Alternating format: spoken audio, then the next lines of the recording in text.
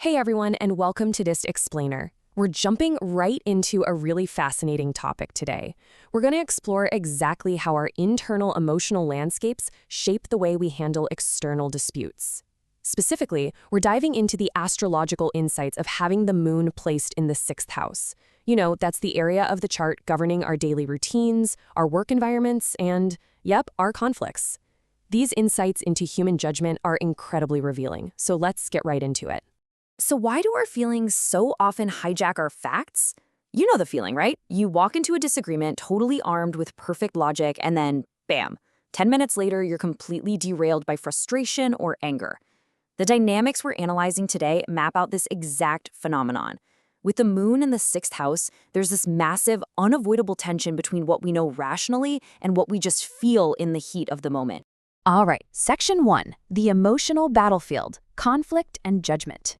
When this placement is active, it literally sets up a huge tug-of-war between clear judgment and emotional fluctuations. It's not just about feeling a little upset. The actual mechanism we use to make decisions, our judgment, gets actively compromised by the ebb and flow of our emotions.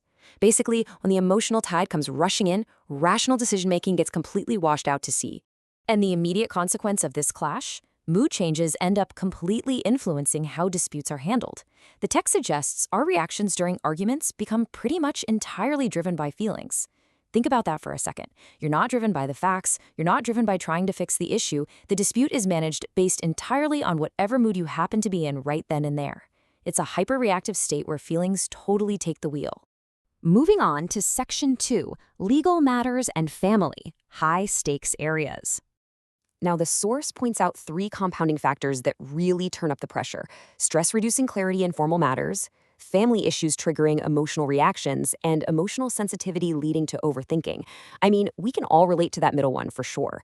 It's like family issues possess this magical ability to bypass all logic and instantly trigger a massive emotional reaction. It's just the perfect storm of history and feeling. And looking at this specific prediction, stress can reduce clarity in legal or formal matters.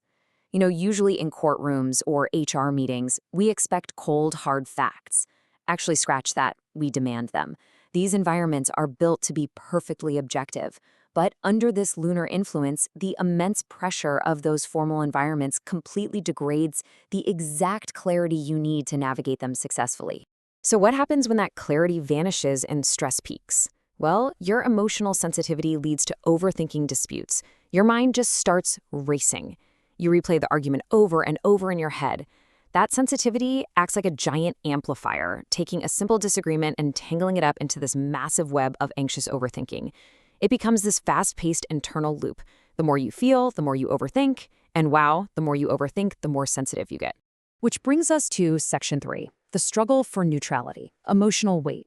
With all that internal chaos going on, you're going to face some real difficulties staying neutral during disagreements. And honestly, how could you not?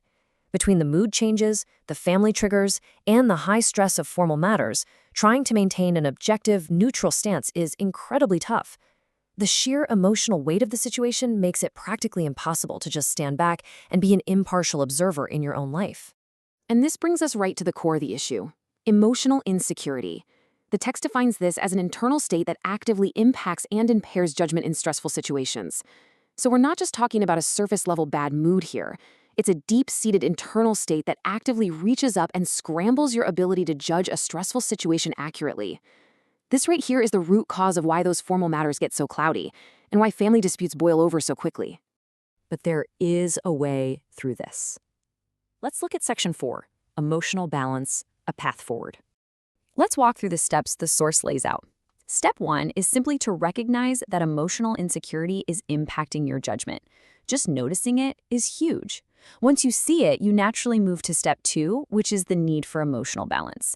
Now, this isn't about just shutting off your feelings, no way. It's about balancing them out with logic. And doing that leads directly to Step 3, improved conflict outcomes. It's a really clear, incredibly empowering roadmap. And that leads to this ultimate takeaway. Need for emotional balance improves conflict outcomes. If the core issue is that our emotional fluctuations are hijacking our decisions, then mastering that balance is an absolute game changer. By actively working to stabilize our moods and pinpointing those emotional insecurities, we literally transform the way our disputes get resolved. So here's a start question to leave you with. In your next disagreement, will you react from feeling or respond with balance? The next time you're in a stressful legal matter or a heated family dispute, are you going to just react purely from a place of fluctuating feelings? Or will you recognize the tension, take a breath, and respond with balance?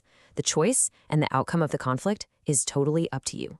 Thanks so much for tuning into this explainer, and I'll see you next time.